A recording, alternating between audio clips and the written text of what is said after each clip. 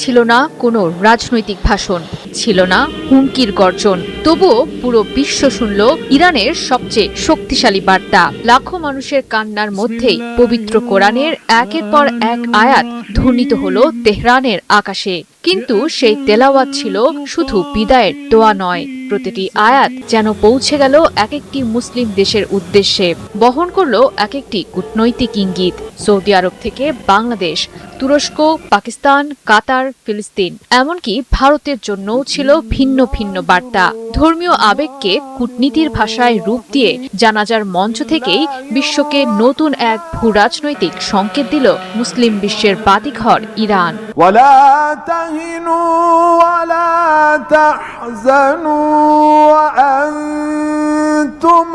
ধর্মীয় আবেগকে কূটনৈতিক বার্তায় রূপ দিয়ে বিশ্বকে নতুন এক কৌশলের সঙ্গে পরিচয় করিয়ে দিল তেহরান। আয়াতুল্লাহ আলী খামেনির জানাজা হয়ে উঠল ইরানের জন্য এক নীরব কিন্তু শক্তিশালী কূটনৈতিক মঞ্চ, যেখানে বক্তৃতার পরিবর্তে ব্যবহার করা হয়েছে পবিত্র কোরআনের আয়াত।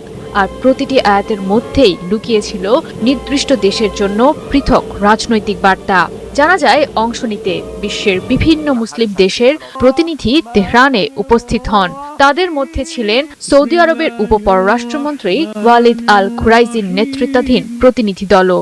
তারা যখন শহীদ খামেনির প্রতি শেষ শ্রদ্ধা জানাচ্ছিলেন, তখন তেলাওয়াত করা হয় পবিত্র কোরআনের সূরা আল ইমরানের ১৩ নম্বর আয়াত, যে আয়াতে সত্য ও মিথ্যার শক্তির মুখোমুখি অবস্থানের কথা উল্লেখ রয়েছে। বিশ্লেষকদের মতে এই আয়াতের মাধ্যমে ইরান কূটনৈতিক ভাষায় সৌদি আরবকে স্মরণ করিয়ে দিয়েছে অতীতের দ্বন্দ্ব এবং বর্তমান বাস্তবতার কথা। সম্পর্ক উন্নয়নের প্রচেষ্টা চললেও পুরনো রাজনৈতিক হিসাব এখনো শেষ হয়ে যায়নি, সেই ইঙ্গিতও স্পষ্ট ছিল এই নির্বাচন করা আয়াতে। إن في ذلك لعبرة لأولي الأبصار।